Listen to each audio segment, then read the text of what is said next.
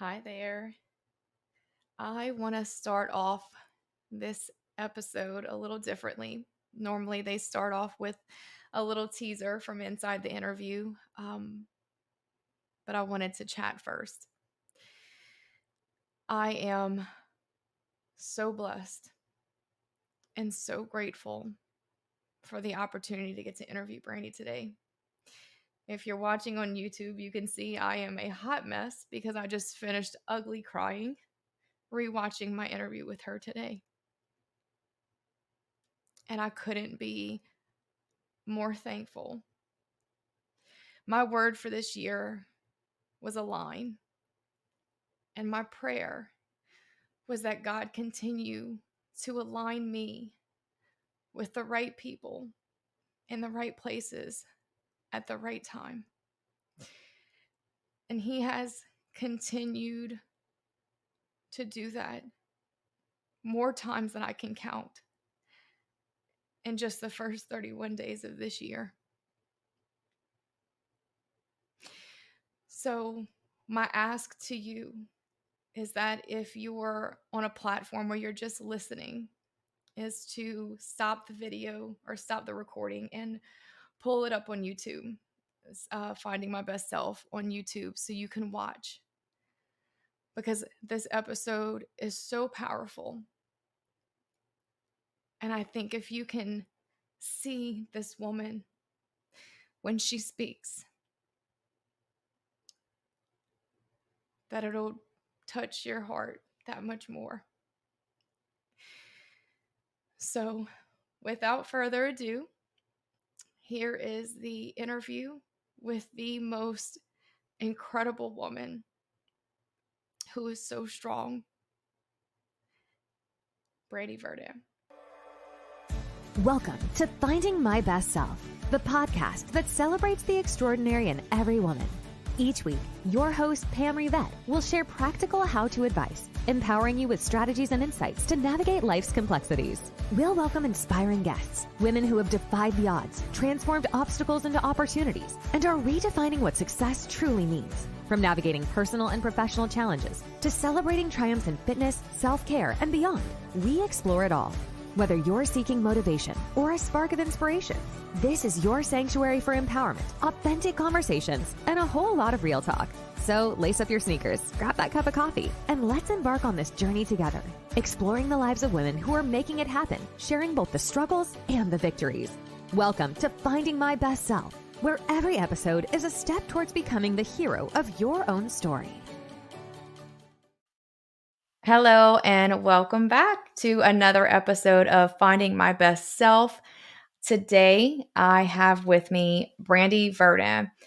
Brandy and I connected on Facebook last year sometime after I helped her son purchase a home, and I've been following her and her story, and she has inspired me and many, many others in a lot of ways. And whenever I asked her to interview and be on the podcast, she accepted immediately. And I wanted to do just like a little pre-interview with her and just kind of chat with her a little bit more and get to know her. And in that, I learned that we have a lot in common when it comes to the fitness business and podcasting and things like that. So it was even more exciting that we got to share some of that and she was able to help me. And I don't want to give too much information about who she is and what she's been through. I want her to share those things.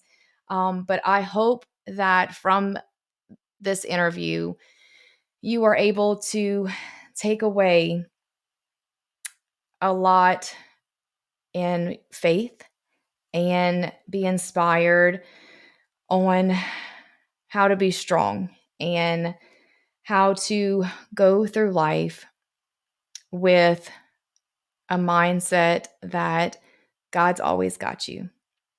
And I'll just leave it at that. And so, Brandy, I'll let you take over and I guess start off with talking about your previous fitness business and podcasting and all of that. And we can just kind of go from there because that is what I love about you, all of the great things that you did and how much fitness means to you, because we definitely have that in common. So First and foremost, I want to thank you for having me. It's kind of weird being in the interview seat instead of interviewer. I'm the interviewee. For, my name is Brandy Verdin. I would like to say a few things about myself. That I've been married to my husband. We've been together for 31 years, married for 29. I have two children. Both are married. Luke is married to Jenny, and Brittany's married to Timmy. And Brittany and Timmy birthed my first granddaughter last April 25th. So her 1 year birthday is coming up. and I'm she a is so cute. She Yes, is so ma'am. Thank you cute. so much. I'm a retired personal trainer. I love all things fitness and wellness. I fell in love with fitness my freshman year of high school when our softball coach took us into the girls' weight room, and I fell in love with the weights. I fell in love with the endorphins that I experienced while weightlifting, and I've been into different levels of fitness throughout my life. Sometimes it was periods of where I would just go for walks. At one point I became a runner, but there's nothing like weightlifting. It's it's it brings out, I'm gonna say, the savage in me. I've had a hard life, so I had a lot of rage built up in me, and I found that lifting weights was an outlet for some of that pent up rage. Yes. I also fell in love with helping other people fall in love with themselves through weightlifting. So I became a certified personal trainer, and I opened the gym, 3125 Fitness. It was named after Proverbs 31:25. She is clothed with strength and dignity, and she will laugh without fear of the future. And that scripture means so much to me and the walk I'm walking today. I retired as a trainer because I was in a boating accident and my shoulder was destroyed in the boating accident, and I had reconstructive surgery for my shoulder. About a year after the surgery, I decided to try to return back to personal training, but it was a lot of hard work. I'm a hands-on trainer, so I'll spot you, I'll show you reps, and so I ended up working out throughout the day, and it was hard. It was hard on my body. It was hard to walk away from being a trainer, and I knew that I wasn't done with the fitness world. I just didn't know what to do next. So I decided, well, let me give something that's free. Everybody loves free. And podcasting is free, and you can help to share knowledge, the knowledge that you have and the knowledge that your guest has. So I started a podcast named Undisturbable, the podcast. And the basis of that podcast was on health and fitness and wellness. And I had a lot of holistic and functional medicine professionals on my show. I had a Saints player on my show. That was probably the most exciting thing for me because I love football. I live for football. I love football. I didn't know So that. yeah, Delvin Bro. Delvin Bro was on my show, and I was so excited to have him. And he has a very inspirational story as he recovered from a broken neck and from college, and then played in the NFL. So for the Saints, and so interviewing people was fun for me because I felt like it was like making friends who love the things you love. And because I was so interested in what makes the human body tick. What can we do to manipulate our bodies to make them stronger, to make them healthier, to make them better?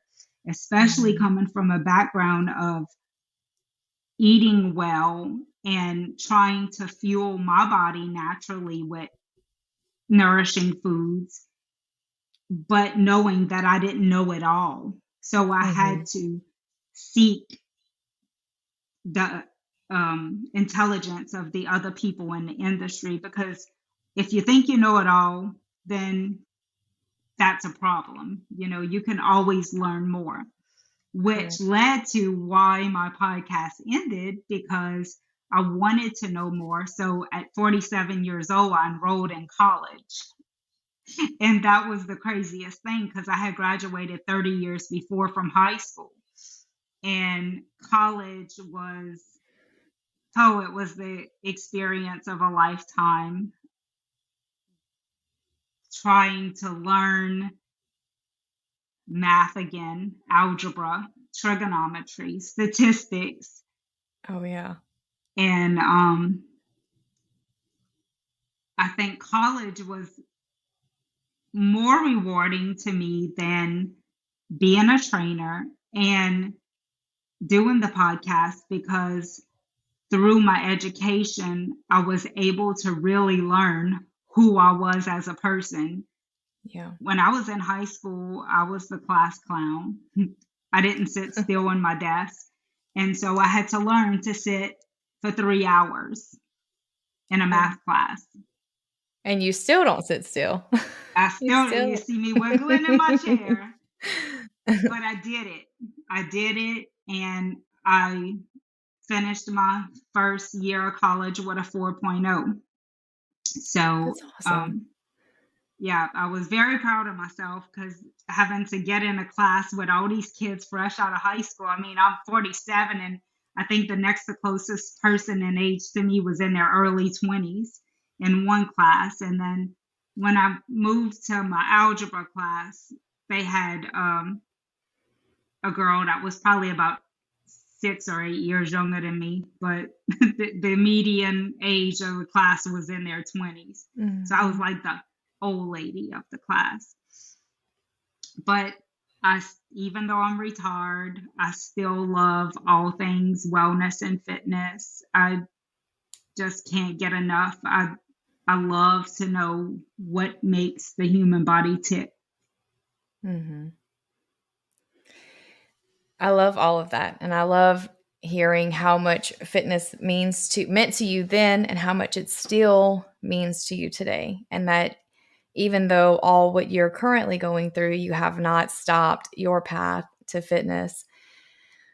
So, for the last, I think it's been 9 months, 9 or 10 months, and I know you'll explain, but last year you received some very unexpected news. And that is what I'm referring to whenever I say that you have inspired me so much and just following your journey.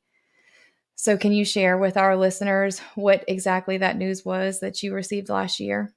So on April 25th of last year, my granddaughter was born.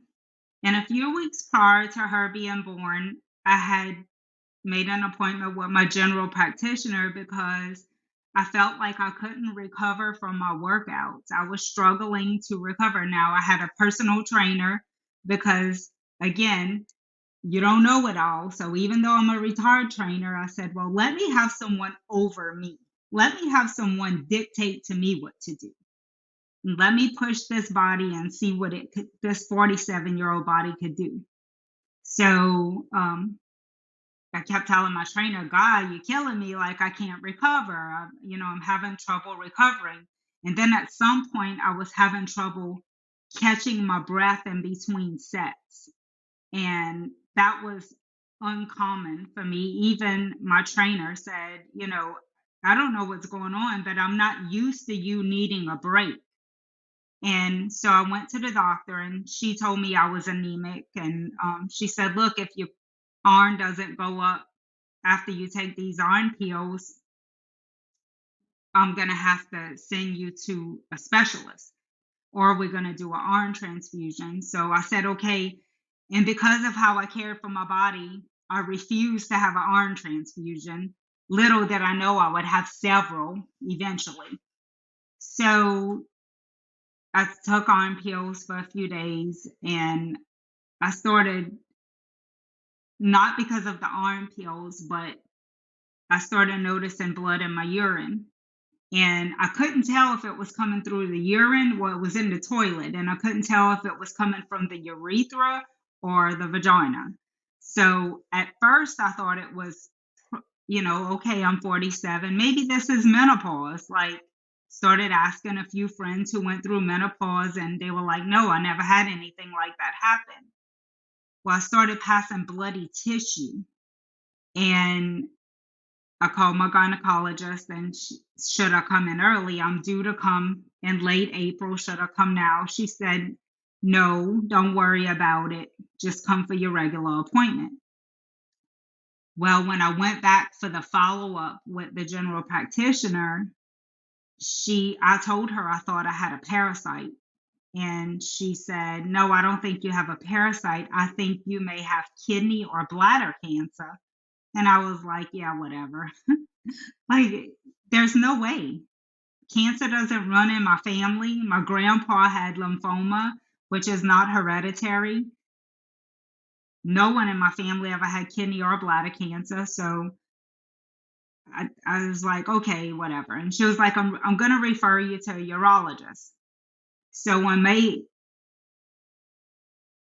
1st, I had a CT scan because I went to the urologist a couple of days before that, and he said, I'm going to order a CT scan, but he said, look, I think you have bladder or kidney cancer. I'm going to be honest.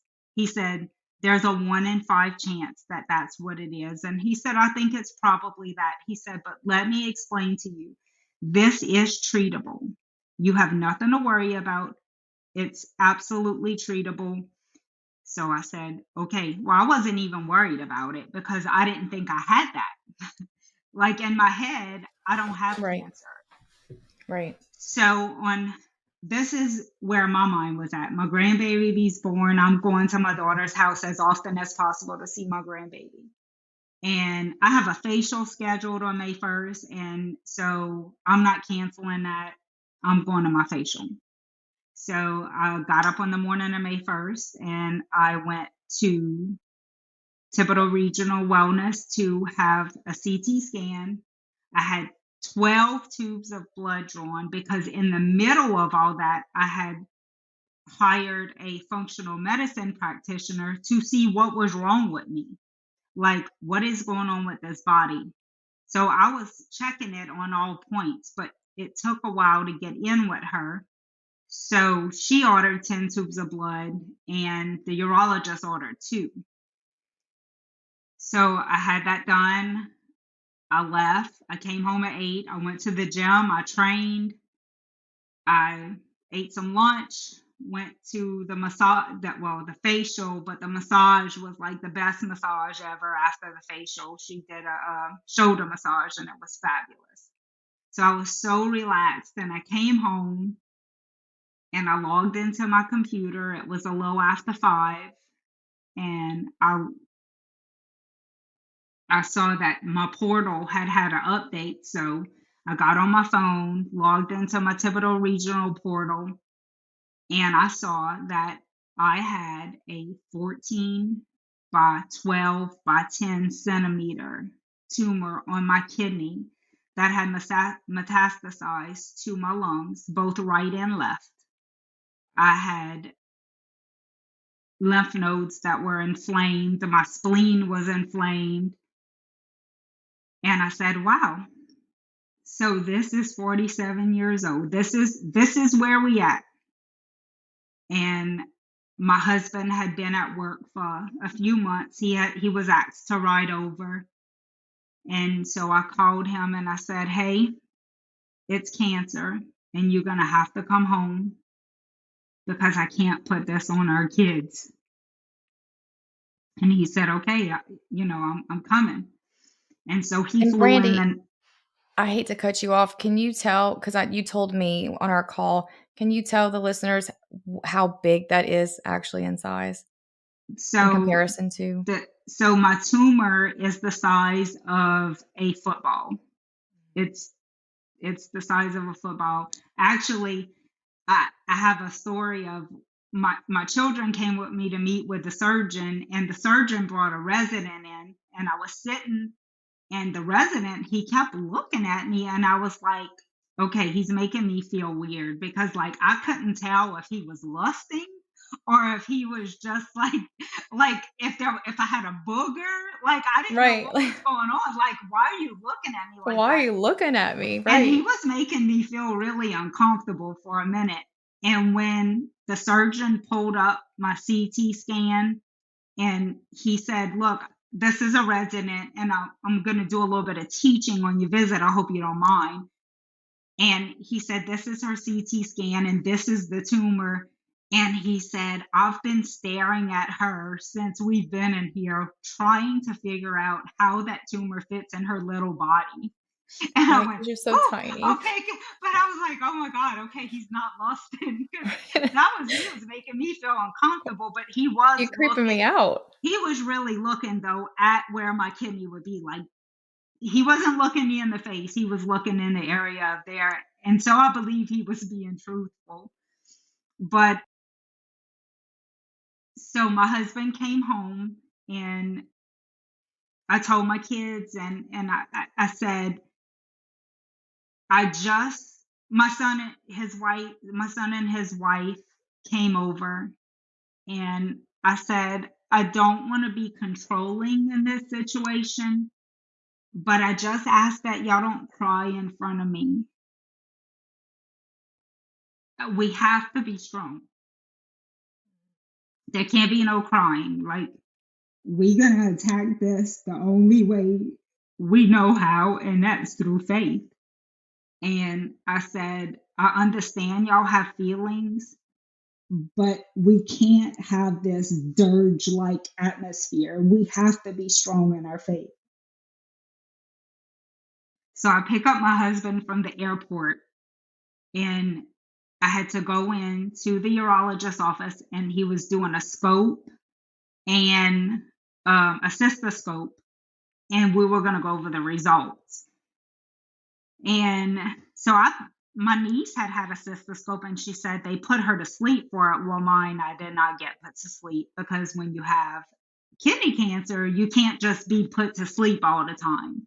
So I had mine with no anesthesia. I was up, having him navigate through my bladder.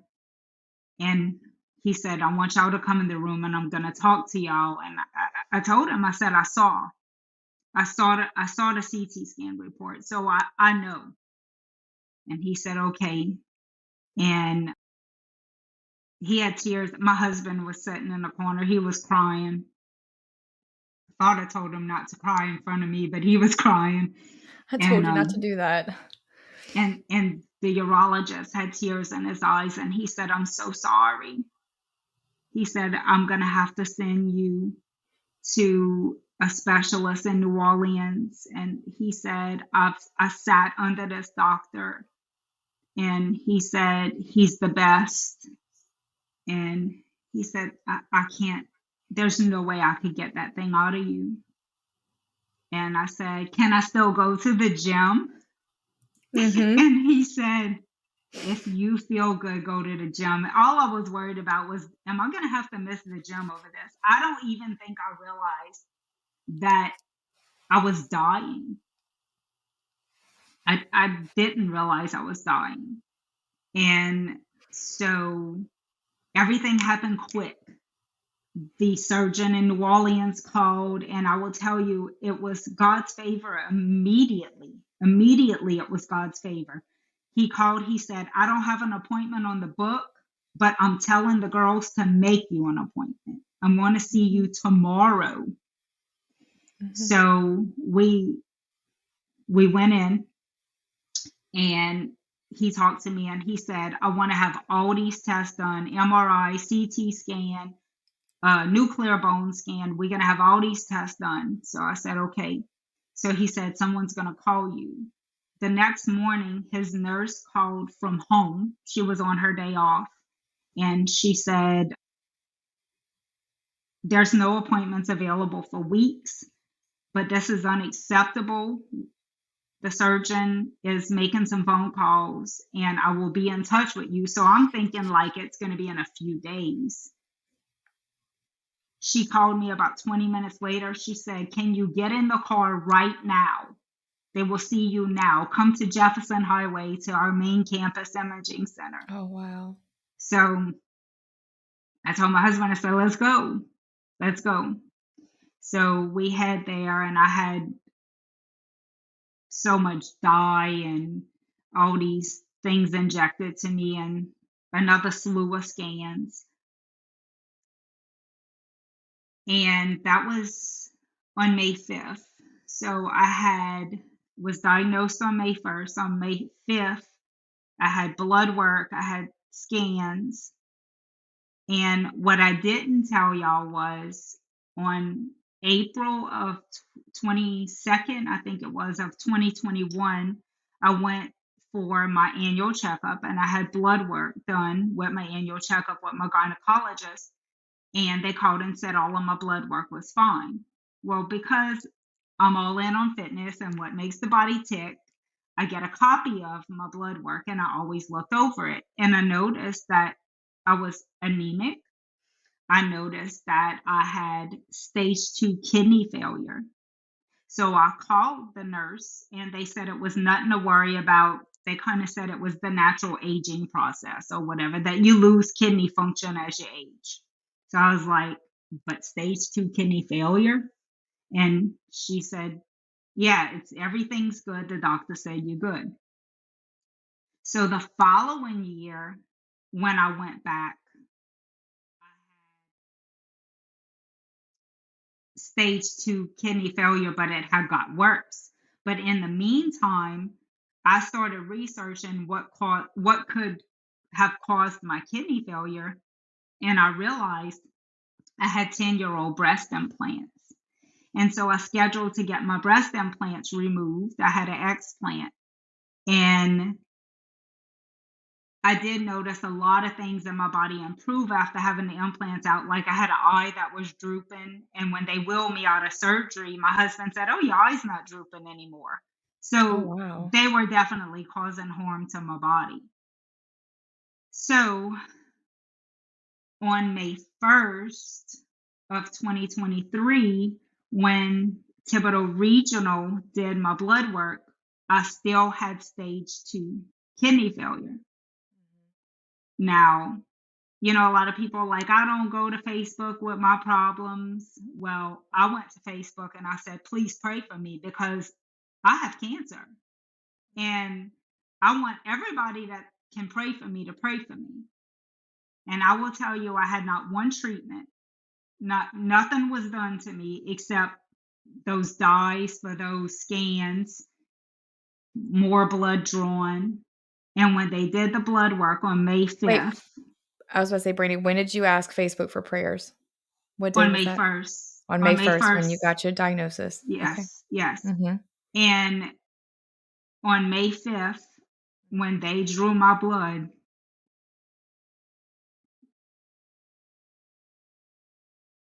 I had 100% kidney function. And today, I still have 100% kidney function. And God restored, even with that massive tumor, He restored my kidney function. And so I knew. And look, I didn't ask, "Show me a sign." I I don't I didn't ask, "Show me a sign," but I knew.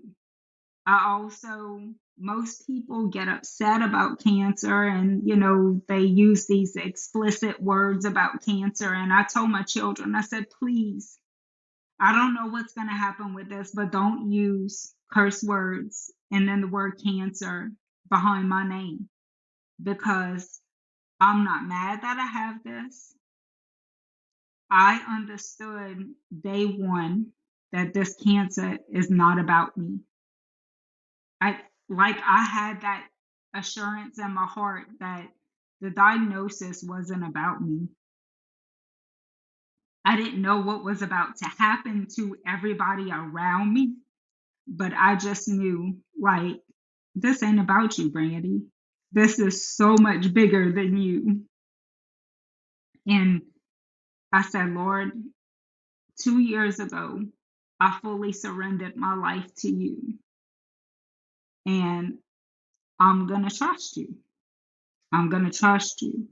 And so what I did was I took Ephesians 6:10 through 13 literal.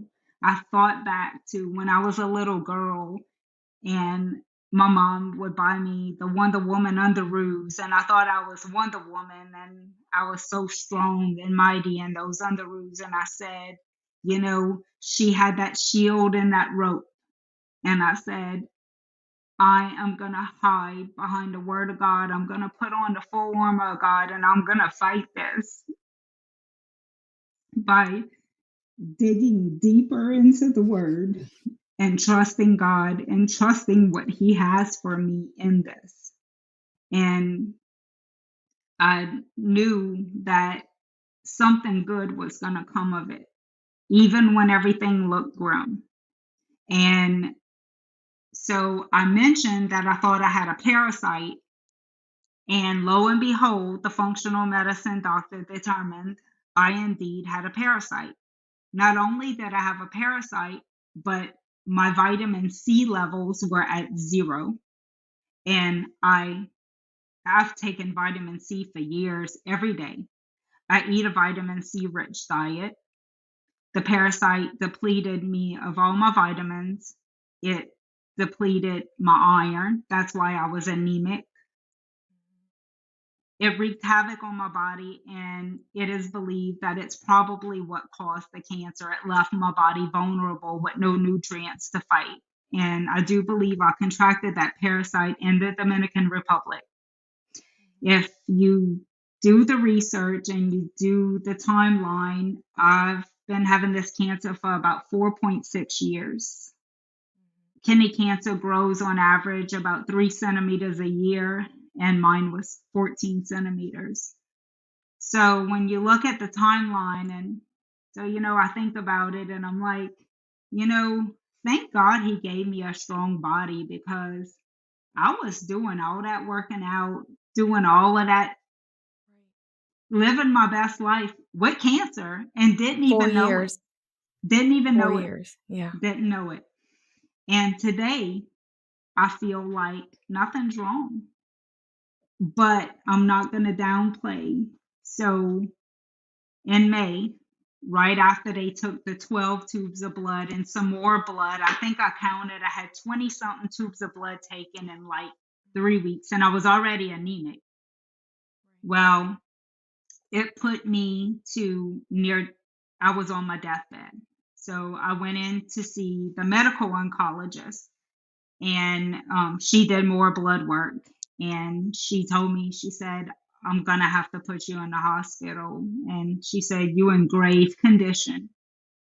She said, if you make it out the hospital, we're going to start immunotherapy.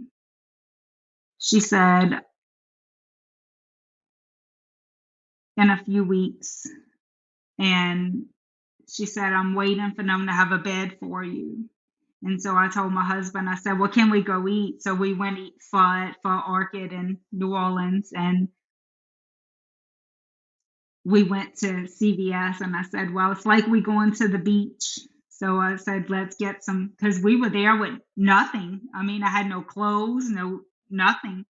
I didn't know I was spending the night. Well, a little while, a day and a night in the hospital. And so they started blood transfusion.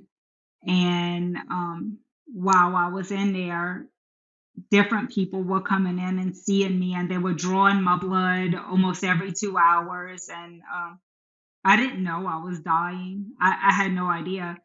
And so probably, I think it was 4 oncologists came in. They were all in white coats, and they laid it out for me, and they said, you in grave condition, and it's not good. And I was eating a Dot's Diner hamburger, and I just kept taking bites off of the hamburger, and I was letting what they said in one ear and out the other. And I was thinking to myself, y'all don't know me. You don't know me, and I hear what you're saying, and I understand that you have to say that to me, but I'm going to fight. And so the next day, they were wanting to keep me. And I said, listen, my son's wedding shower is tomorrow, and I need to be home for that because I'm hosting this wedding shower and I can't Right. host if I'm not there. And they were like, okay, well, when someone's in a terminal situation like you, we usually honor it because it could be one of the last moments you have with your family. And I'm like, okay, so I'm going to get to go home tomorrow, right? I'm going to be good. And they just looking at me like, you weird. So I came home and I don't even know how I made it through the night. It was rough. And I got up and I went to my son's wedding shower and I hosted it. And then I came home and I crashed out. I was so weak that those next weeks after that, I could barely walk. I had trouble breathing. If I got up from the couch and went to the kitchen, I had to hold on to the counter. I couldn't just stand on my own free will. I was experiencing death, and it was one of the most peaceful times of my life. And I wasn't afraid. And the most important thing to me at that time was my soul. So I reached out to some of the elders of my church and had them come over and just make sure that my soul was, I believed my soul was well, but I had had some things, so many things happen to me over my life. And I had a lot of unforgiveness that I thought I had forgiven. And so I needed biblical counsel on how to approach the people who I had been harboring unforgiveness towards, even though I felt like I forgave them, but I wasn't sure. Like at that point, when you facing death, like you want all your I's dotted and your T's crossed because like this is it. Like, this could be it. And so they counseled me and I listened to every word they said and I said, okay. So I told my husband, I said, I'm going to pray about this because I'm not just going to contact people and be like, oh, hey, I forgive you. And they could be like, yeah, she's saying this because she's going to die. Like one by one, when I eventually did do it, I had to say, look, I'm not telling you this because I think I'm going to die. I'm telling you this because I'm going to live. And I just want you to know that whatever I did in my part, I'm sorry. And as a matter of fact, that happened today before this podcast interview at Rouse's in Thibodeau, and I'll explain in a minute. So, I went over all the spiritual stuff and, making sure my soul was well. I had a will drawn about a year before I was diagnosed, so all of that was taken care of. And so then I'm starting to go through the processes of biopsies and different things that goes into the procession of, my new diagnosis, my new life, what my new life for temporary life is going to be. And when I would get upset, blood would come out. I would go to the toilet and it was nothing but blood. There was no urine, it was blood. And so I talked to the surgeon and I talked to the doctor who was going to be doing the biopsy. And they both told me, they said, Brandy, you have an emotional tumor. And I said, an emotional tumor. And they said that tumor is emotionally driven. You cannot have any stress in your life. And of course, unfortunately, in times of crisis, there are going to be situations and people who are around that instead of lifting you up, they'll bring you down. And I had people messaging me saying, the hardest thing you're going to have to go through is that you won't have peace and you're going to struggle in your faith. And I wanted to lash out because I'm like, you don't even know me. You might be my relative, but you don't know me, because I am not struggling in my faith and I have peace.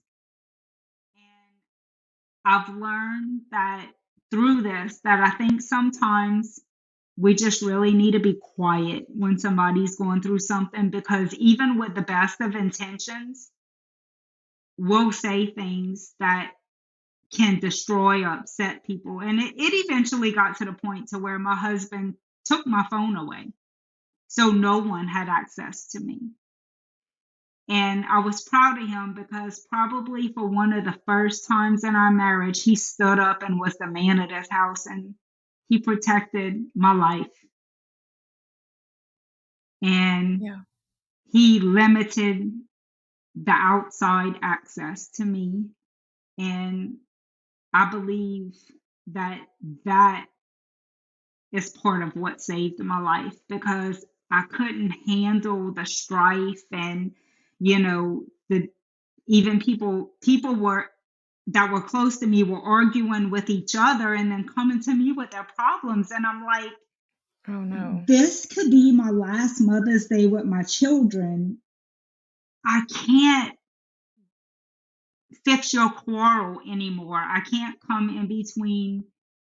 So we had a lot of kinks and behind the scenes. We had a lot of things going on, not just Yeah. fighting cancer. We had a lot of emotional things going on. And so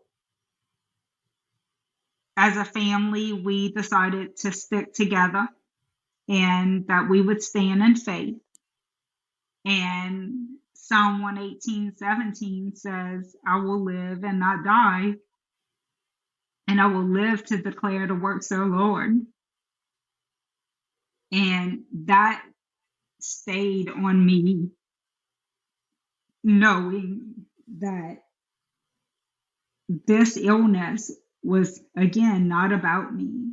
And then I thought about Lazarus and Mary and Martha, whenever in John 11, when they called for Jesus to come because Lazarus was dying. And they called themselves friends of Jesus. And I said, I'm a friend of Jesus. He is my friend. He's, when I pray, I talk to him like he's my friend. Mm-hmm. And so I thought about Lazarus and I thought about how long would this be? And I said, God, please don't let this last forever. I really want to see my healing on this side of heaven. But I also want it to come quick. And I realized very quickly that it wasn't coming quickly. Quick was not in his vocabulary, because there was a lot of things that still needed to be worked out in me and the people around me. And so I continued to pray and stand in faith. And so I had started immunotherapy. And when the doctor scheduled my immunotherapy, she said that I would not get a port because she didn't believe that I would have a significant amount of treatments because I was in such grave condition. She explained to me what palliative care was, and I let her explain it to me. And that's when they basically just keeping you alive. And it's to extend your life to whatever degree. And I looked at her and I said, I will not die of this. I will live. and you're going to see. And eventually, that doctor and I had a yelling, screaming match because for a while I was feeble. I didn't have any strength. And I was treated for the parasite on June 1st. I had to go through 3 rounds of treatment, medical treatment, not these cleanses. It was Flagyl for 10 days. Then I had ivermectin. And then 14 days later, I had another dose of ivermectin. And let me tell you what a parasite does. Parasites do not like to be tampered with, and they do not like to be expelled from your body. So what they do is when they recognize that you're being treated, they unleash thousands of eggs and hatch eggs in your body. I was in so much torment and pain that I told my husband I was not getting treatment for the cancer, that I was just going to die because I couldn't go through what the parasite was doing to me. And he was so nervous because he knows when I say I'm going to do something that I usually mean it. Yeah.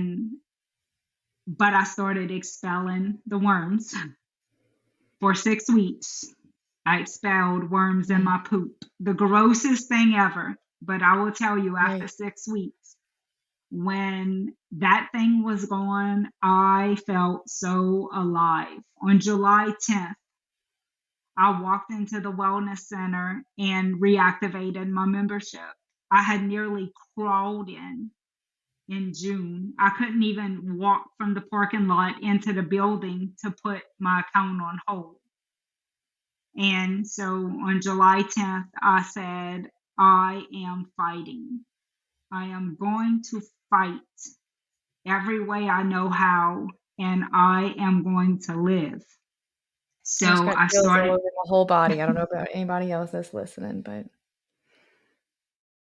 so. And let me not cut you off again, but I want to backtrack just for a second because there's something that you said on our call that we had that I really liked, and it made me smile. When that doctor told you that she wasn't putting that port in you, what did you tell her? I don't want one anyway. I've always been a person that talks back. Probably got my butt whipped so many times since growing up for talking back. I mean, and so she was like, you're not going to get one. And I'm like, well, I didn't want one anyway.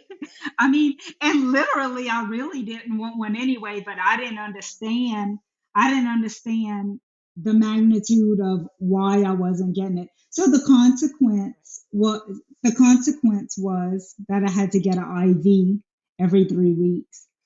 But I mean, so we start training. I'm training and I see the doctor, and I specifically, actually, I wore this black tank top with a black headband, black shoes, and black shorts. And I said, I'm going to that appointment and I'm going prepared for combat.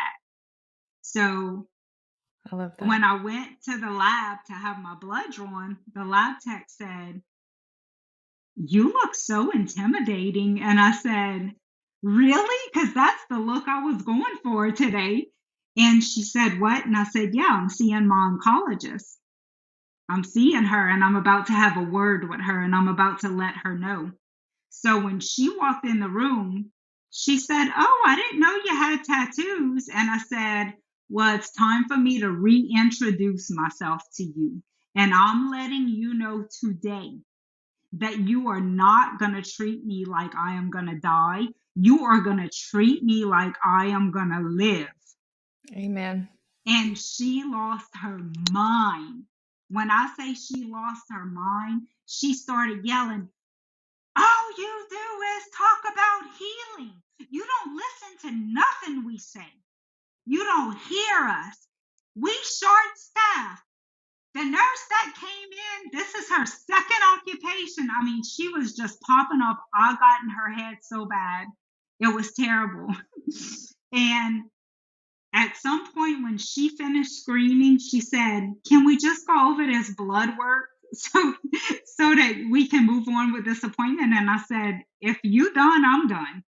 So she sat down and we acted like it never happened.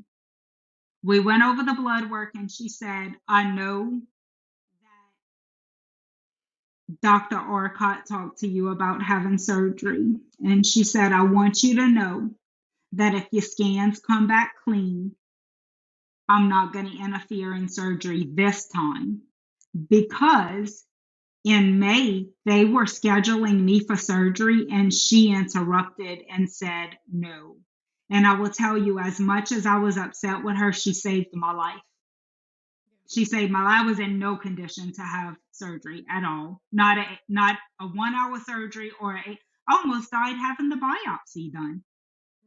I was so feeble. And so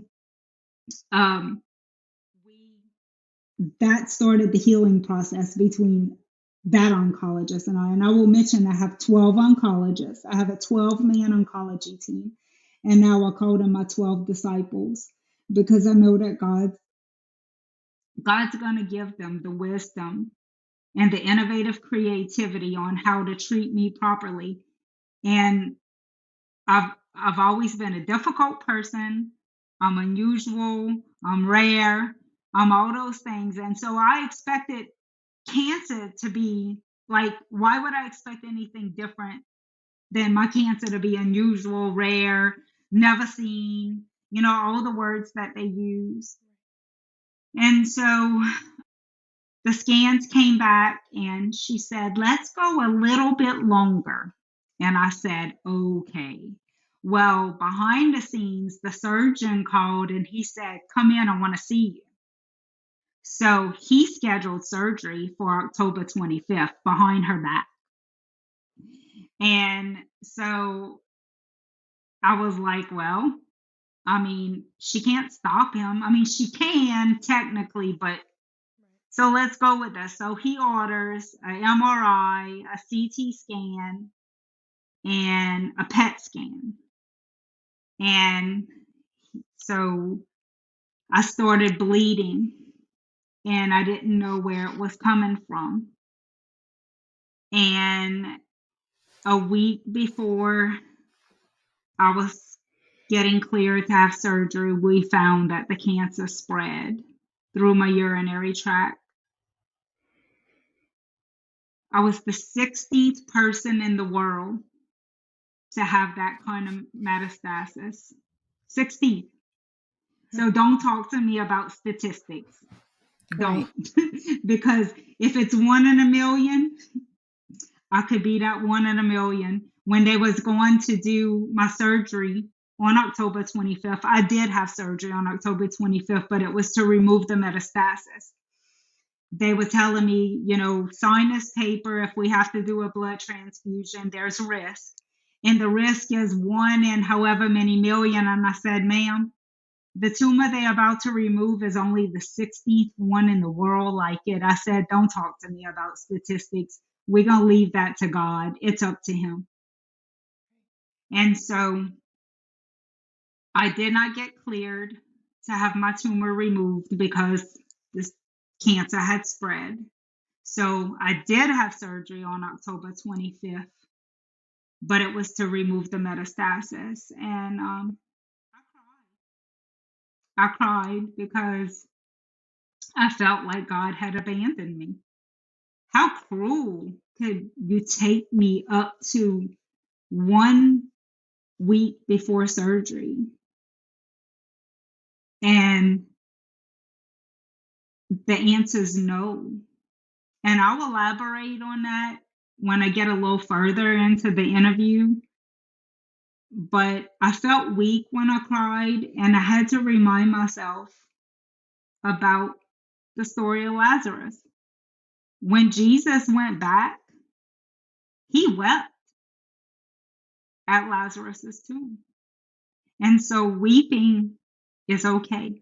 It's okay to cry.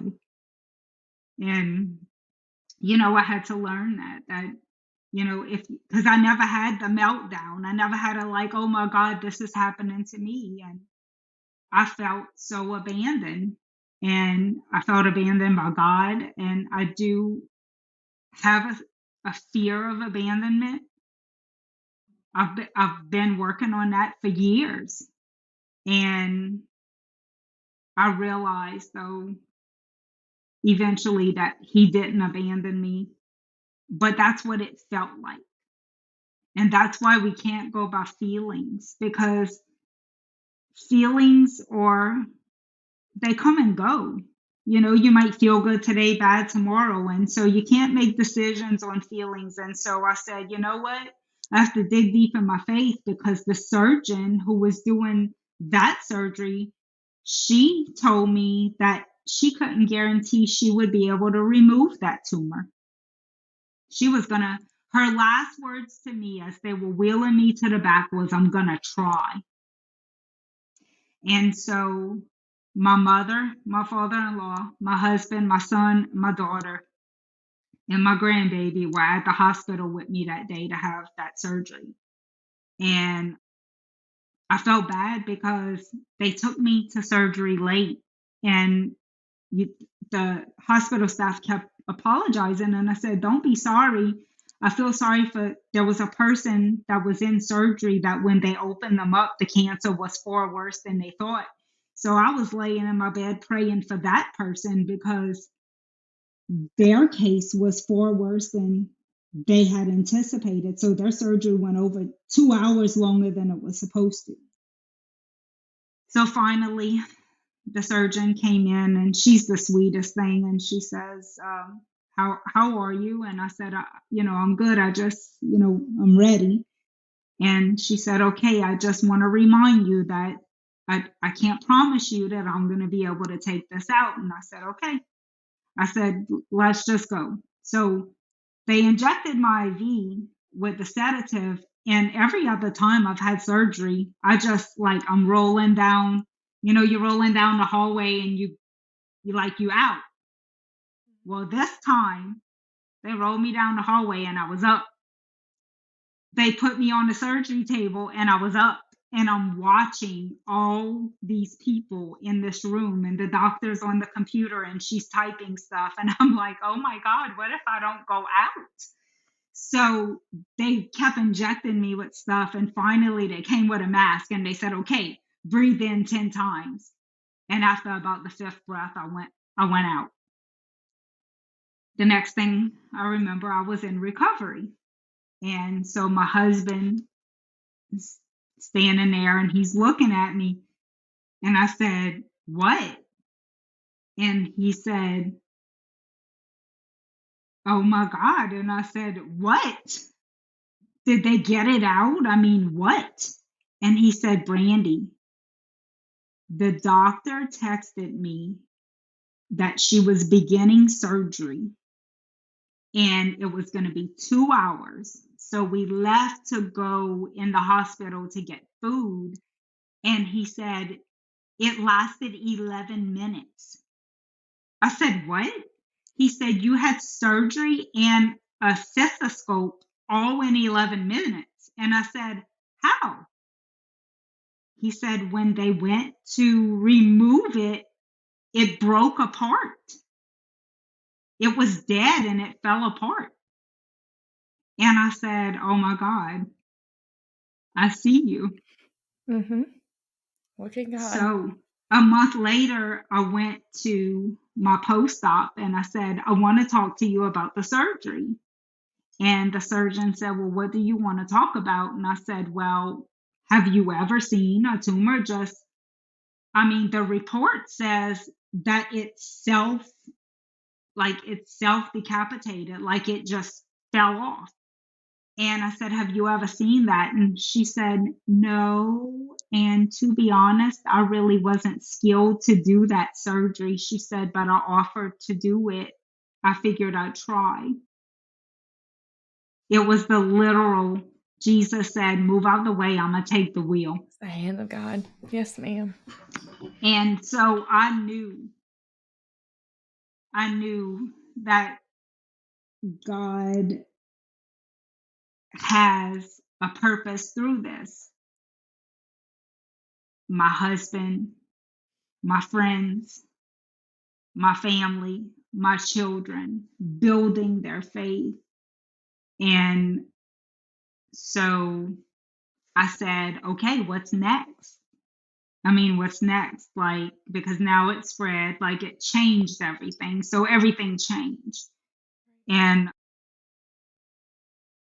I go to the surgeon and he says, they're not going to tell you, but I'm going to tell you. You have really, really bad cancer and you're probably not going to have surgery. The medicine they're putting you on is not going to work. And I know nobody wants to tell you. I don't know why they're afraid to tell you now, but they are.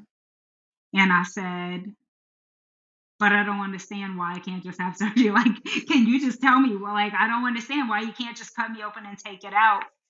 And he said, Brandy, you would die.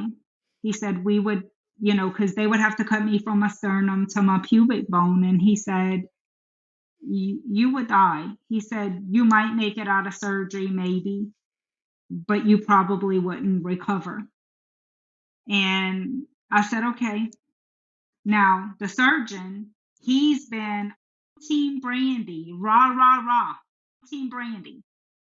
So that day, he's like all defeated and, sorry to tell me. And he put his hand on my shoulder and I was like, no, like I moved my shoulder away. Like, I don't need nobody shove baby in me. Like, if it is what it is, but I'm going home and pray about it. So we were on our way home and my husband was crying. My children were crying. I felt so bad for them. And I'm just like, ugh, we fight some more. Like, we just fight more. Because I had a vision of myself walking down the hallway after having surgery. And I refuse to not accept that this thing is going to come out of me. I saw myself walking down that hallway. I also had a vision of my granddaughter hiding behind my love seat, saying, BB, you can't find me. And when I looked behind the love seat, she had pigtails. Well, she's a bald-headed baby right now. I hold on to that knowing that God is answering the prayers that I prayed to him for extension of my life. And so where we at now is, so that was November 7th when the surgeon says, they don't want to tell you, but you're never going to have surgery. So we riding home, my husband's crying, the phone rings, and it's the medical oncologist who I had the screaming match with. The one who told me all you talk about is healing. So she says, hey, how you doing? I'm sorry I missed you. She said, the surgeon told me that you just left, and she's all giddy. And I'm like, well, he just broke my heart. And she said, why? What did he say? I said, well, he told me that I'm probably never going to have surgery. And she said, why would he say that? And I said, I don't know. And she said, don't you give up on me. She said, do not give up on me. She said, you can have surgery. She said, you're going to take this medicine. And she said, we're going to give the medicine a chance to work. And so I said, okay. So it's funny, negative Nancy ended up being my encourager that day. So my husband wiped his tears, and I know he went in the room and cried some more because he went play his PlayStation 5, and I know he was crying in there. But I just was sitting on the couch, and I was like, well, this is where we are, and this is how it's going to be. And so I started the medicine, and I had a scan on January 4th. And I was laying on the couch, and my sister texted me, and she said, did you get any results yet? And I said, I don't know. Let me go look. I saw the words decreased and resolved. And so my word for this year is resolved, because some of the tumors on my lungs resolved themselves. They're gone. And the big tumor shrunk 2.4 centimeters, which is a lot in 45 days. And, the doctor called me the medical oncologist, she called that afternoon and she was screaming. She said, "I'm so excited for you."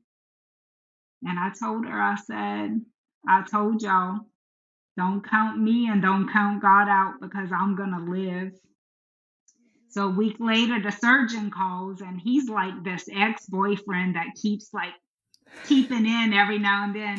"So what's up?"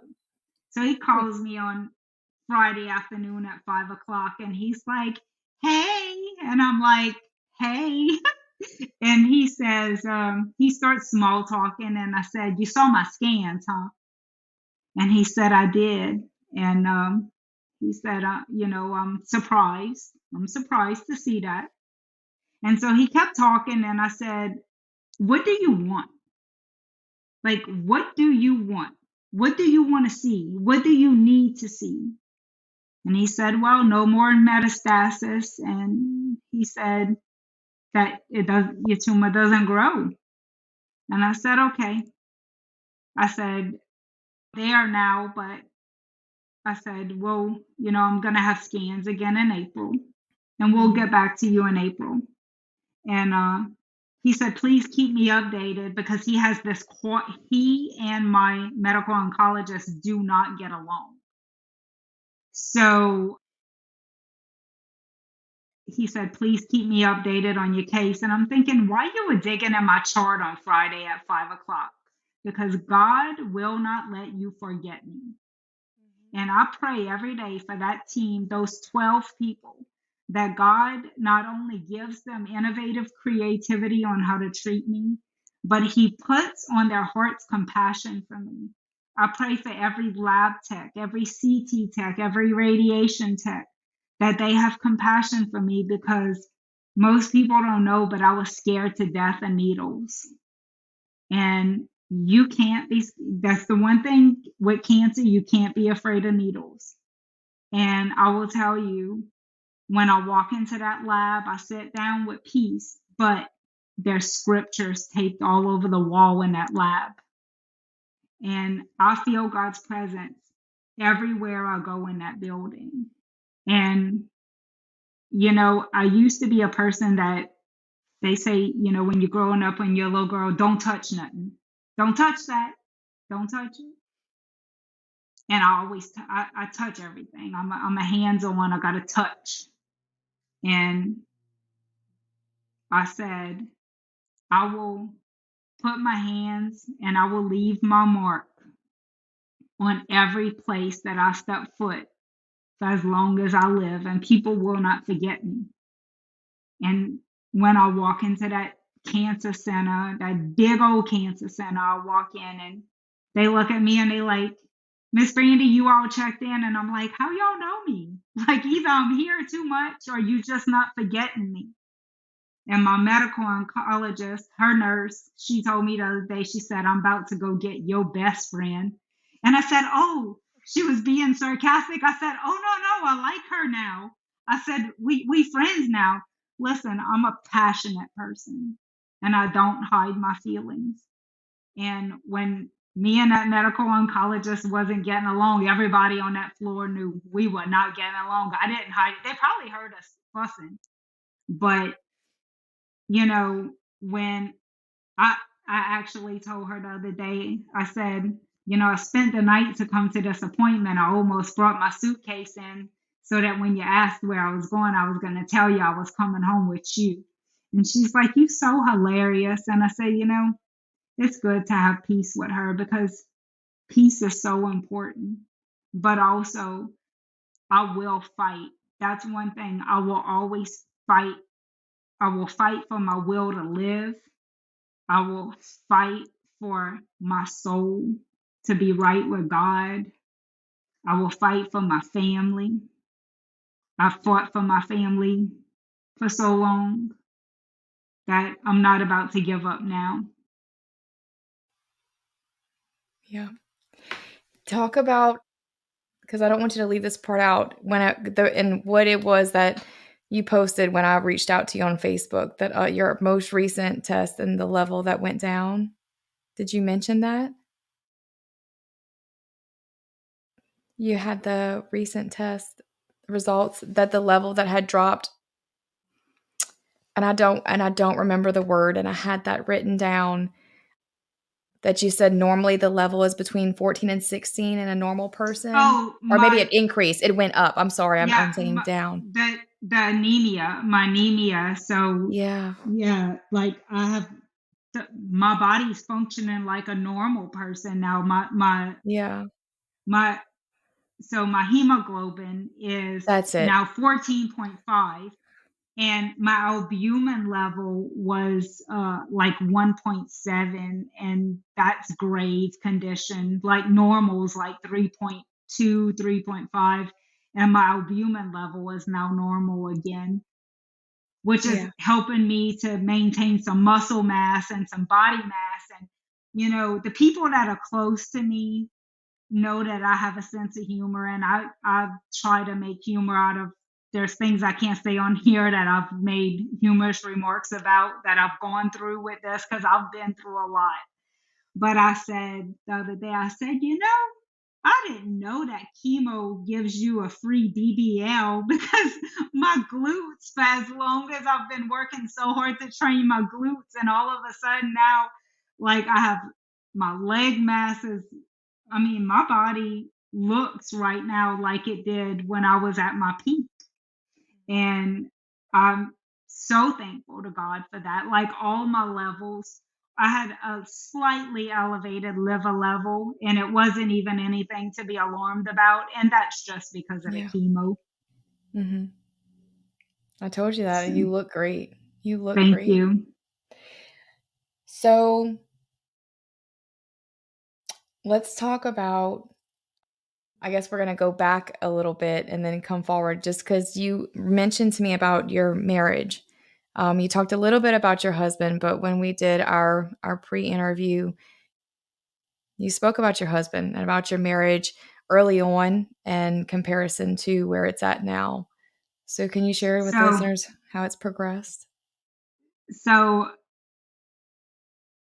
our relationship started out very toxic. I had a rough childhood, and I had a lot of anger and aggression in me. And so you can't love yourself if you're angry, and you can't love anybody else if you're angry.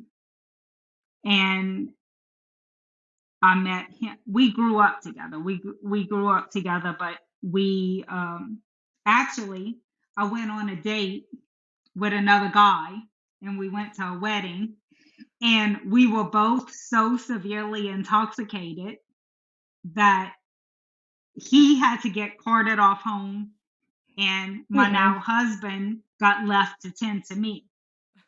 And so he literally picked me up like a sack of potatoes, carried me over his shoulder, and took me to his sister's house to sober up because he could not bring me home like that.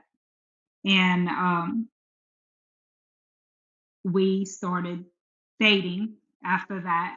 And the first time we slept together, I got pregnant for our son Luke. We were dating Oh, four wow. months.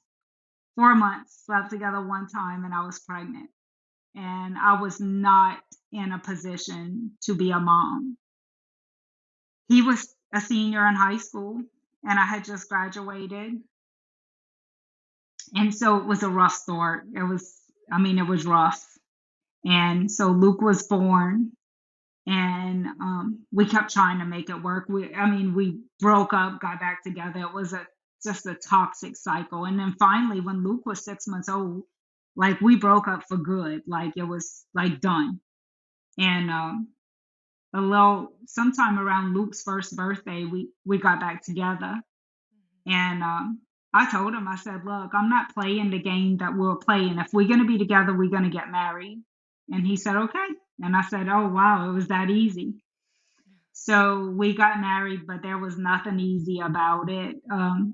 It was rough, and oh, so much strife, so much tension in our marriage. Yeah. He was unfaithful when I was pregnant for our daughter, and I found out when she was 6 months old. And like I look back And I was so weak-minded then. I was so weak, but of course, God's gonna orchestrate your life the way He wants it to be. He lays out your life and it's gonna play out the way He wants it to. And for whatever reason, we kept hanging in there and hanging in there. But the toxic cycle just, even though there was the infidelity didn't continue, I didn't trust him. And so he kept feeling like, well, if you're not going to trust me, this is never going to work. And in 2010, we separated, but in the same home. So we, like, the marriage was just, it was falling apart. And I thought maybe, he was at work a lot. So, like, if we could just, I don't know, act like a married couple, but not a married couple and just see where it went. But finally in 2011, I told him, I said, I can't do that. I can't. My body can't take this anymore. I can't do this. And I filed for divorce. And I'll never forget that day. We rode together to the attorney's office. And the most important thing to me was that in that paperwork that we couldn't talk bad about each other to our children, us or anyone else that was around Yeah. our children. And so we were on our way home and he was just so distraught. He did not want a divorce and he was in turmoil, and I just felt like letting go of him would give me freedom because I just felt like it was so stressful and it was making me angry. And so we filed for divorce, and he got an apartment, and I stayed in the family home, and I just worked 6 days a week to be able to be sure that between child support and our son was in high school, he was driving, our kids were in everything. Luke had a personal trainer for football. Brittany was in cheer and dance competition and school cheer. Like, so child support went to that. And so my children were so broken. They wanted to be a family, and I felt bad for them, but I was like, I can't do this because y'all gonna grow up and y'all gonna leave me. And then I'm like, then what? Because y'all Yeah. gonna move out of this house eventually, and I can't do this anymore, not even for y'all. And my children and my husband kept praying and believing that we would be reunited as a family. And in April of 2012, we were reunited as a family and we remarried. And it's been great. The only thing was I adapted to this party lifestyle while I was single. So I continued in that, even though I still went to church, because this is the one thing I believed. My children need to grow up in church.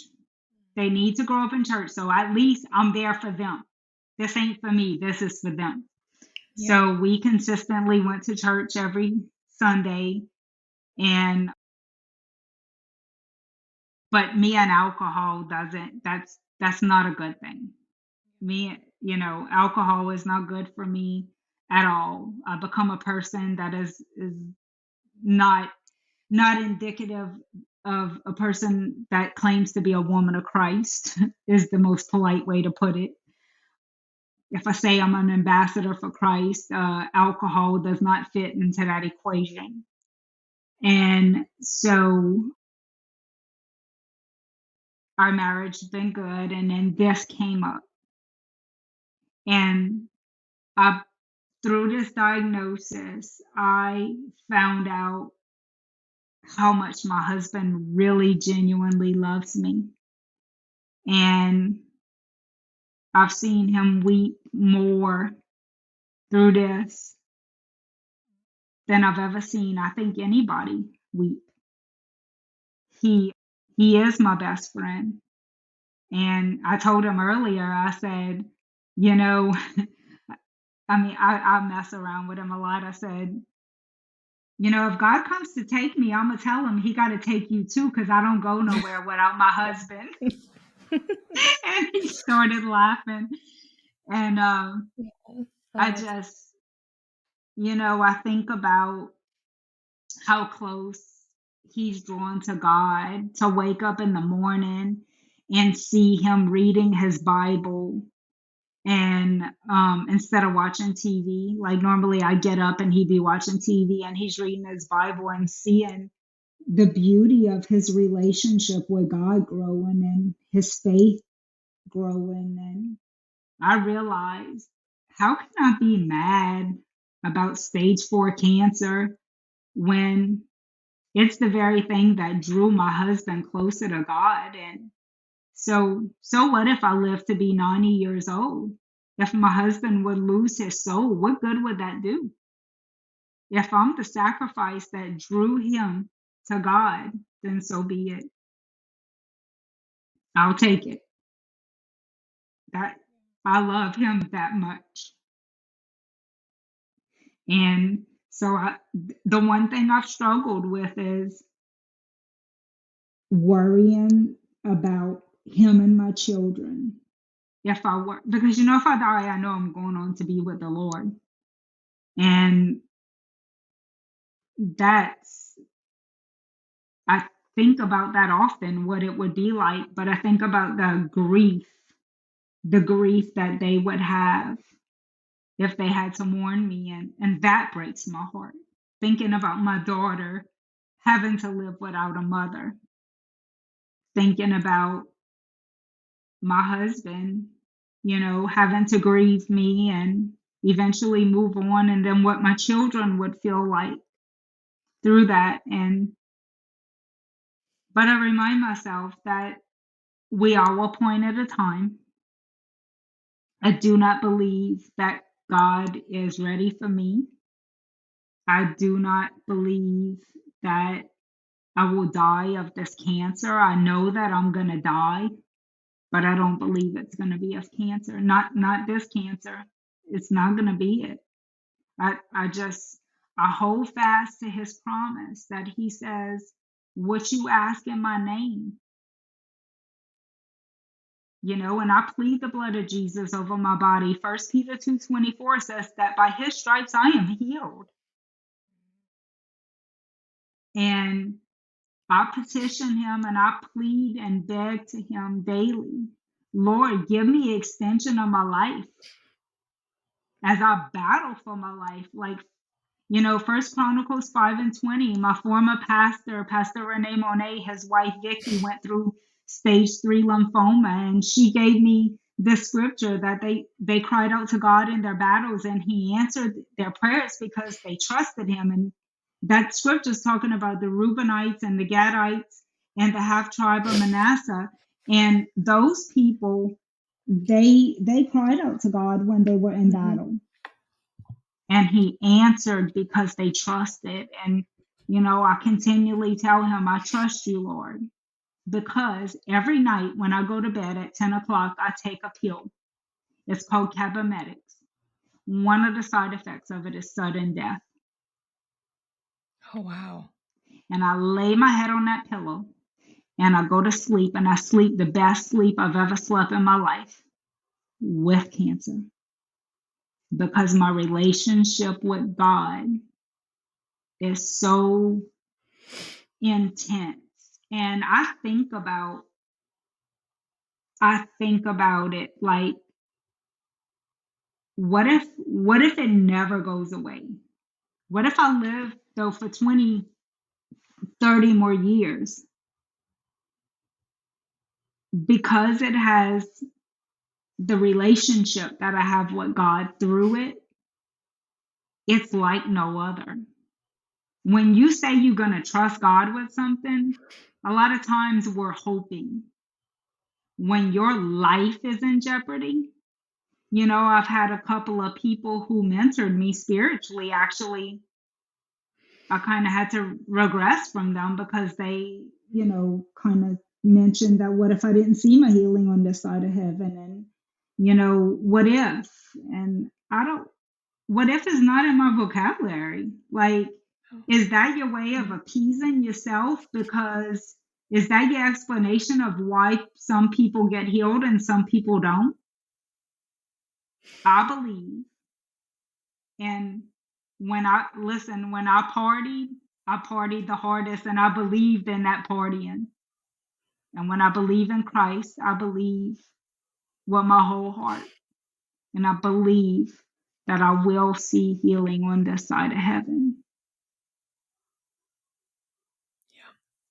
And I know one of the questions you wanted to talk to me about is who inspired me through this. Yeah.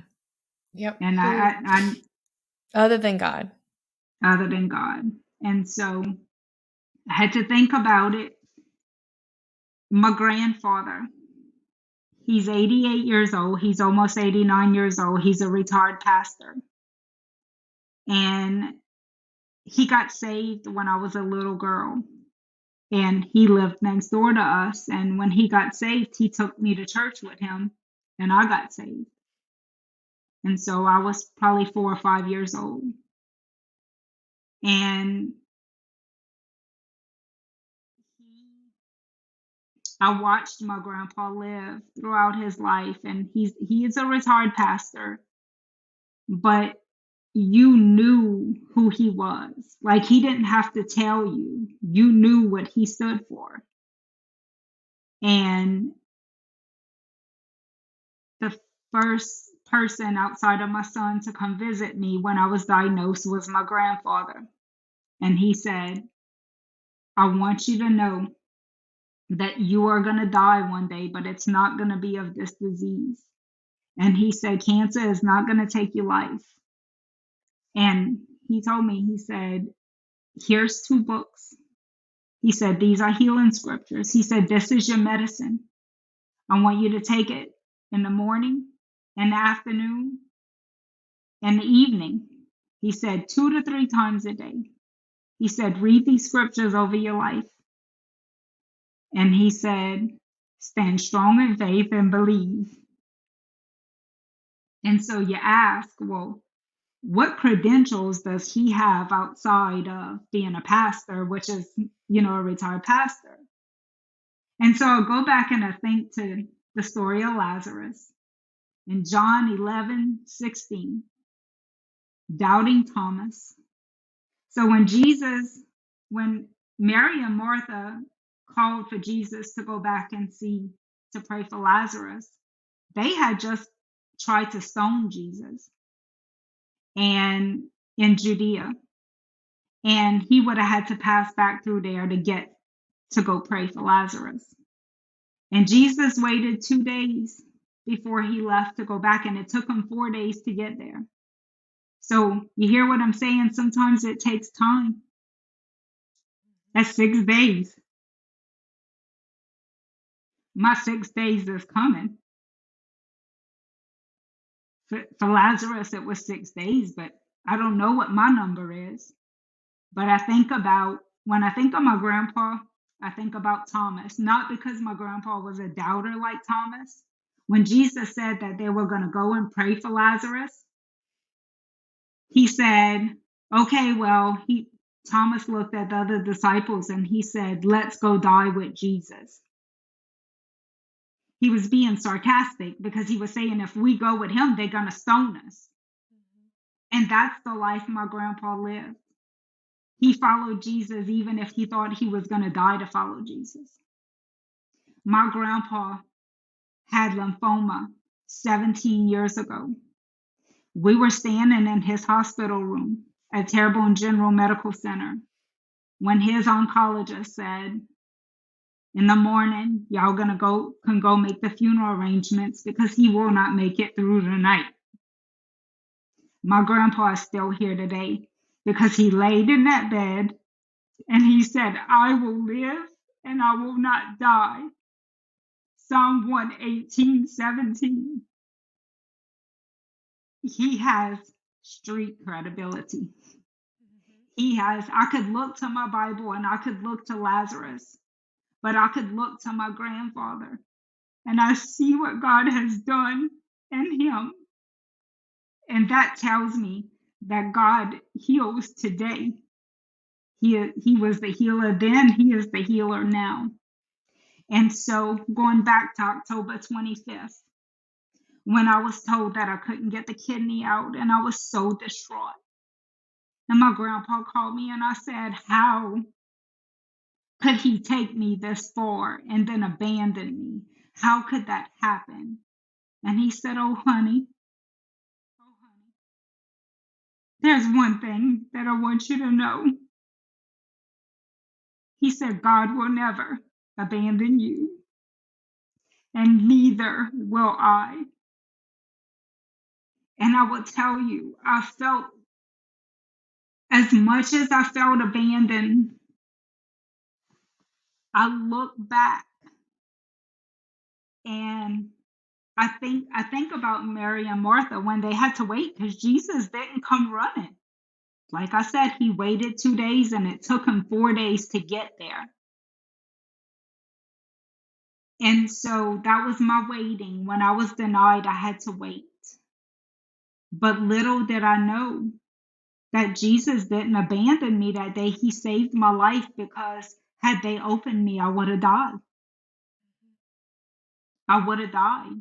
And so sometimes what feels like abandonment is protection. You can't go by those feelings, because what it feels is not always what it is. And so my grandpa, he calls me and he's been through this with me from day one. And, over the summer, I wasn't going to the gym. I could barely get my head up. And I would lay on the floor. And there was a day my son came in and I couldn't even get my head up.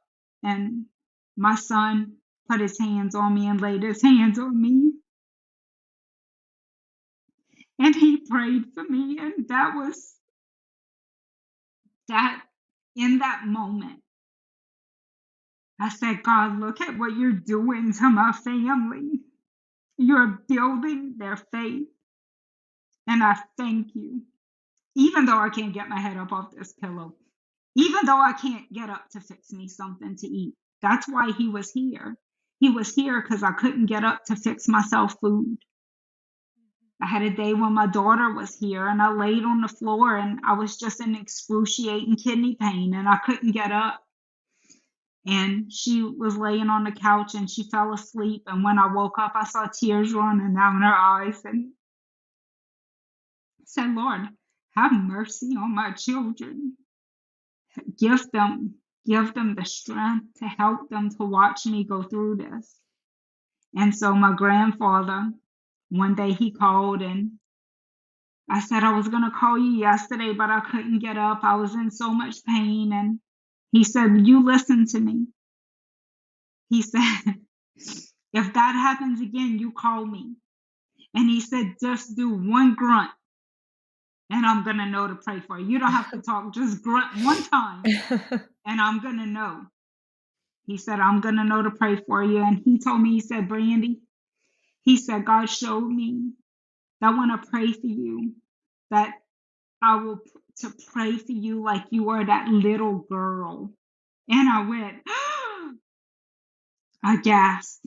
And I said, oh my God, because over the summer, it was my 48th birthday. And instead of celebrating my birthday, I went away to Airbnb to go seek God. And before I left, he put on my heart to seek him like that little girl who first found him. And I never told anyone that. And when my grandfather said that, I knew God spoke that to him. And I said, God, you in control. Like how can, so I sit here today knowing that every minute that I have left on this earth is only for the glory of God. Only. There's no going back to my old life is over. That's over. Like once The cancer is gone. There's no going back. That every minute, and I'm not foolish enough to think that if I didn't walk in the walk that I'm walking, that my life wouldn't be taken from me, even if I were healed. Yeah. Brandy, you exude strength, right? You are so strong. And you've But the been, Bible says that I cannot boast about that because it's no. only Hmm. only. Yeah. And you have been through so much, not even just now, just through your life, right? So what do you do every day to have, and because you still, even though you're going through so much, you still have such a positive attitude and a positive outlook. And I know that that comes from God and your faith.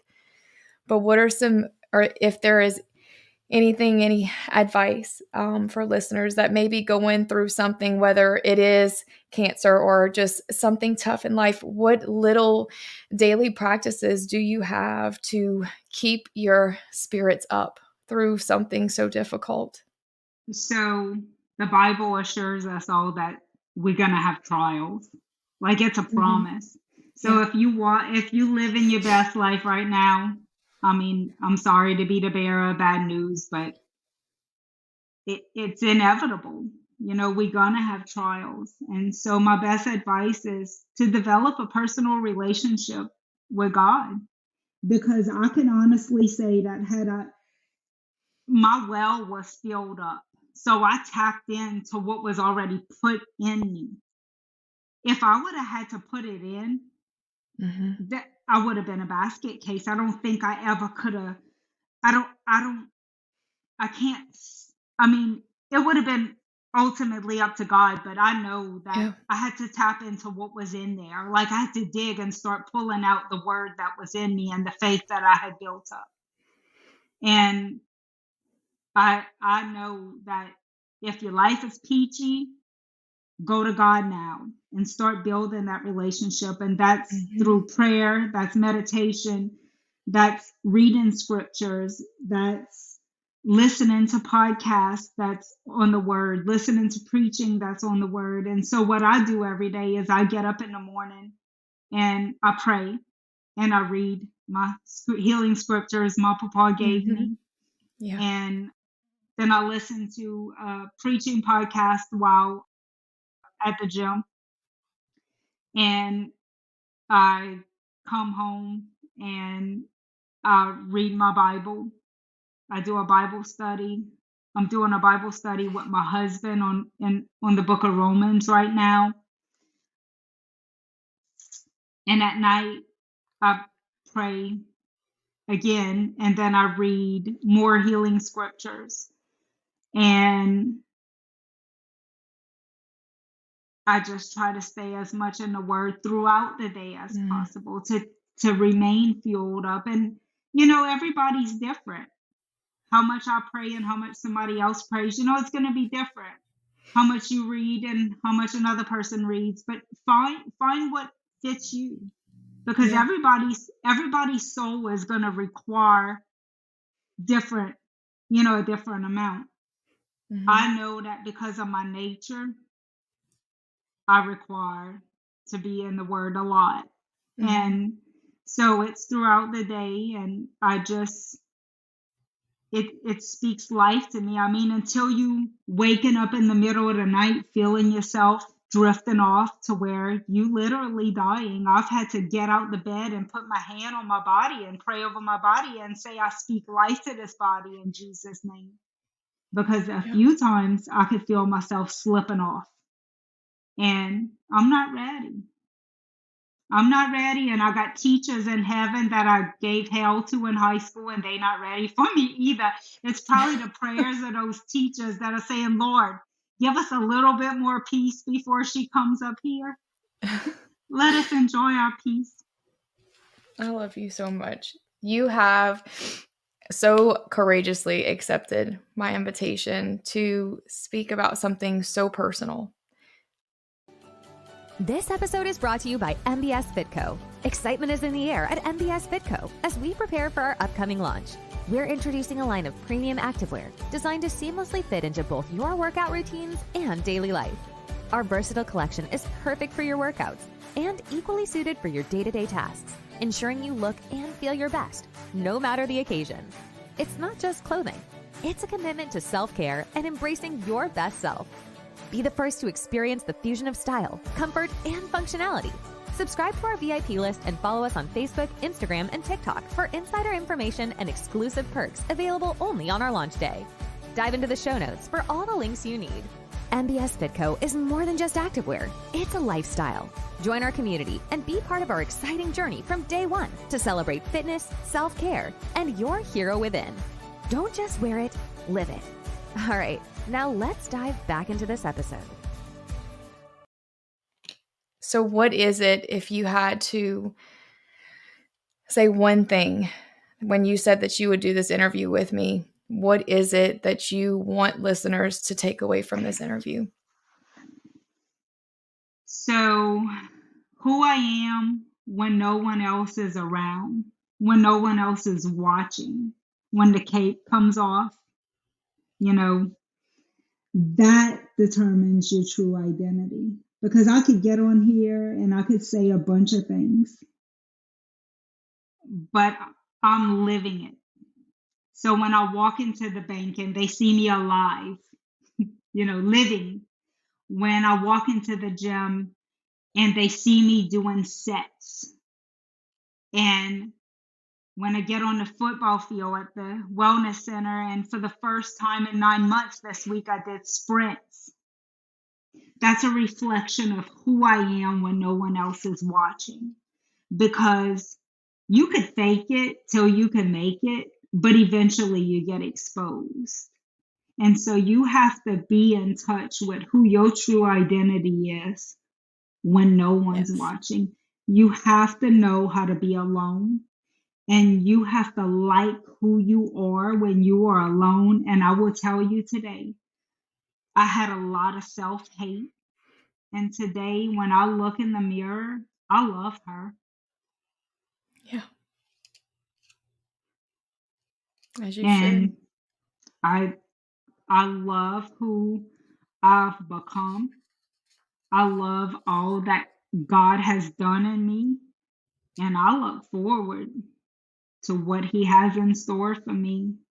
And I'm talking years down the road. Yeah. Because one of the things when I petition him every day, I ask him, Lord, please extend my life so that I could be here to watch my granddaughter grow up and guide her in the ways of the word. Mm-hmm. And I believe that I will see that happen. Yeah. And you will. So says your visions and all of the answered prayers that you've already had. Yeah. So what's the last? I want to say on air, I am reserving my right to come back on this show when I'm cancer free.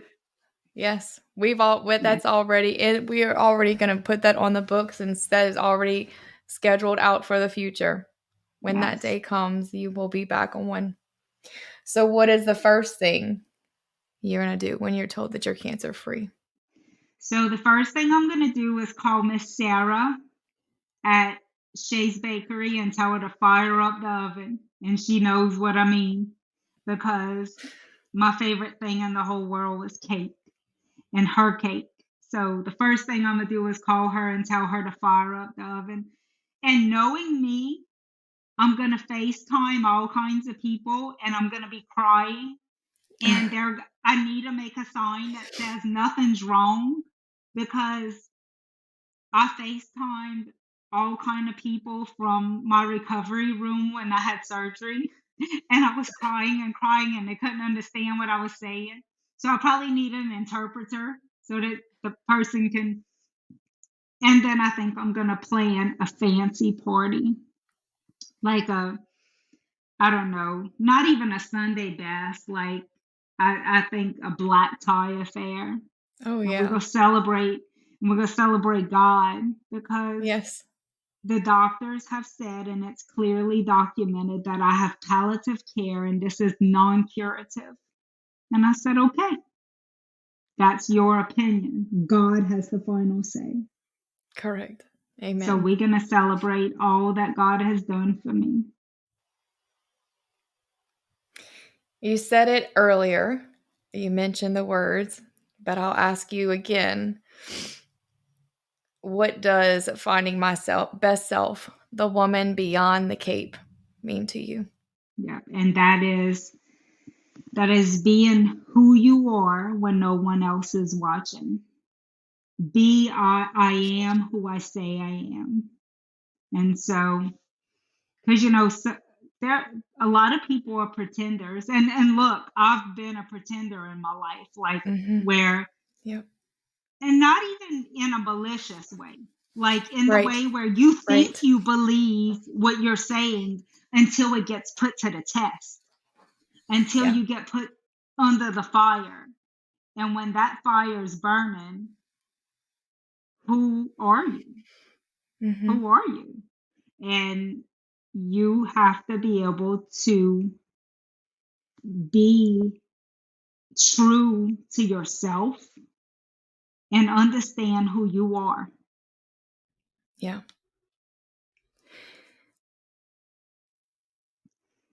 I hate when I make people cry. No, no, no, no. Like, I need a sign. I need a sign. I'm okay. Because, Brandy, you have said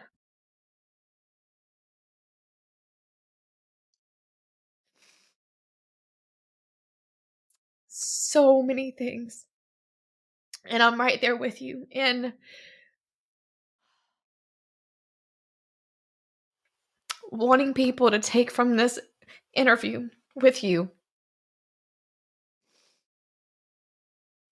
that the faith in having faith in God, because I, in my own time as well as you in the last several months, have really seen my relationship with God has just it has grown so much. And I going through my own personal things. And you've said so many things, like your visions that you saw that are so real. And that there is no one that can ever tell you any different about those visions. Nope. Because when you see those things and you know how real they are, that no one can take that from you. When you said, that you needed that sign to say, like, I'm okay, because you've had those experiences and those moments where you knew God was there. And that and you're crying and you're like, but I'm okay. These are happy tears because I know God is here. At church this past Sunday, the pastor got up and he said that we started a new 3-part series. And that series this Sunday that started was called During the Storm. And he spoke about, what to do to prepare yourself for the storm, what to do during the storm, and what to do after. And you said about, praying to God and being with God and surrounding yourself with God's people. And that is the one thing that he said, that during the storm, a lot of times when people are having hard times or going through hard things, because we are going to have struggles, that it's bound to happen. Everyone is going to have things that come up in life. And he said, but when those things happen, people tend to retreat and we shell up and we stop praying. We stop going to church. We don't want to talk about it. And I'm going to get closed off from people until it passes and then I'll come back. And he said, and that is such the wrong thing to do. He said that when you're going through the storm, he was like, that is when you should surround yourself with God's people more than anything. There's just been so much that you've said today that has resonated with me. And so, and just leaning into those visions and those signs and those synchronicities and having every ounce of faith in God that you possibly can. Because when you believe and you pray and God will answer. God does answer. Even if it's And I not the have, answer you want, even if even it's if not it's the not the answer you answer that want, you want. because Mhm. Yes. I have seen and witnessed that in my life more than I ever have in the last 4 months of my life, and especially in the last week. And so when you say those things, it's all, so I am 100% with you. And that is what people should take from this interview, is to have faith in God. yeah. And And remember when I said something happened like right before we did this interview, I went to Rouse's. And so God had put on my heart, there were several people, and this is over the 9 months, that to make amends with. And there was a situation with a guy at the gym, an older mhm, man, and he made me feel uncomfortable. And it got to a level to where I had to actually yell at him in front of everybody at the gym. And I hated to have to do that. I hated to be in that predicament. Like, I hate when those things happen. I'm like, I don't want to do this, but now you put me in a corner and I have to. And God had been putting on my heart to make peace with him. And I'm like, I'm not going to do it at the gym, because then what if he's like, I was told to stay away from her, and then now she's approaching me. mhm, And it was so strong on my heart. And it's been so strong on my heart for like the last 2 weeks. And he's the last person on the list. mhm, Like, he's the last person. And as I've progressed through the list of making amends with people, my health is improving and improving and improving and improving. So that the lesson here is, if you have unforgiveness or any kind of even hurt with somebody, let it go. Like, make peace and let it go, because it's like a cancer to your body. And so I'm watching Sawyer tomorrow, and I stopped at Rouse's to get her some snacks, and he was by the milk, and I had to get milk. And so I went and I grabbed my milk, and you remember I talked back. So I told God, I ain't, I ain't, I ain't talking to him. And so my buggy went, I skirts to the orange juice. And boy, I felt it so strong in my heart. And I think my buggy did 2 wheels. Skirts, went right back. I walked up to him and I said,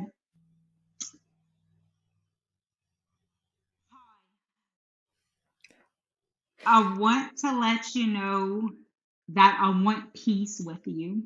And I said, I want you to know that I forgive you.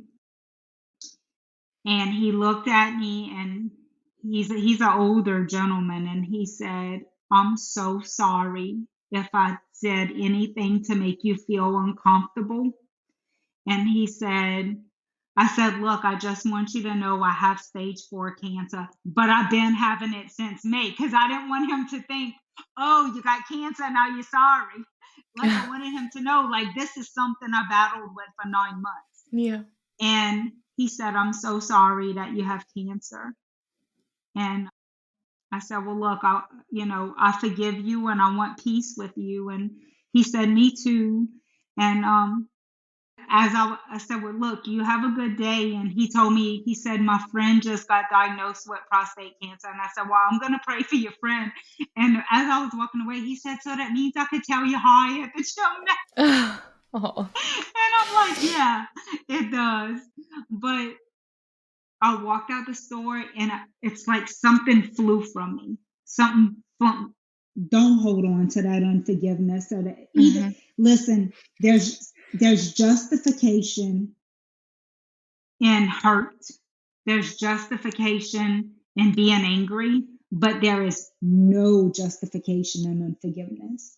Because if it's justified, then God don't have to forgive us. Yeah. You have to forgive. And he was the last person. And I'm like, like I said, I've progressively seen my body recover through letting those things go. Is there anyone in this world worth losing your life over? No. No. Just because you're mad at somebody? No. Yeah. Even if they hurt you? No. No. Because I promise you, we all hurt God numerous times a day by our behaviors. He forgives us. And I mean, we all do things that are not pleasing to him. Yeah. So who do we think we are that we can't? And sometimes, the relationships don't always have to go back to what they were, but you have to do it with a sincere heart. And I couldn't not say that because I think that's so important. Yeah. Forgiveness. So, I have something that I would like to share with you, and I guess the listeners as well, because this is something, a secret that I've been keeping for a while since I've started this. And I want to share with you because it goes back to just talking about visions.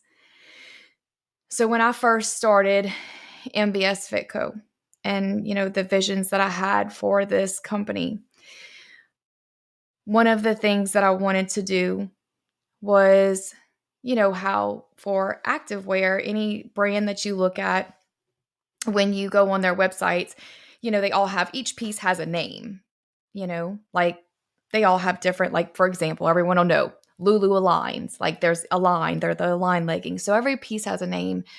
And so with my line, because my line is all focused around, being your best self and mind, body, and soul, and all of those things, all of my collection will be based on affirmations, I ams. And so when I decided this, part of my brand is going to be, and that's where part of the podcast came into play as well, is going to be to open it up to allowing nominations for women to be able to be, I guess, a showcase, or not. I don't want to use, that's not a good word, not a showcase, but for women to be able to tell their story and to be able to be recognized for their accomplishments and the things that, that they're doing in their life. And so I was like, where do I start, or how do I start this? Like, what do I do? And I I'm in the process over, I think, I don't know if you've been following or no, but I just put my deposit down for my first round of inventory. I've picked my pieces, and I was like, I'm going to start my pre-launch in February.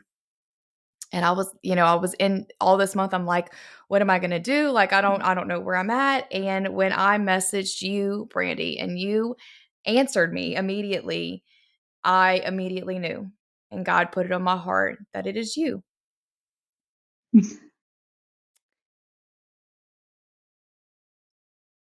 So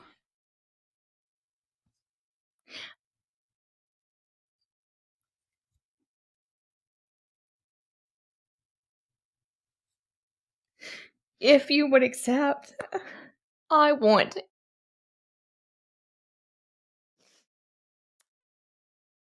to dedicate my first line to you, and I want you to name those pieces.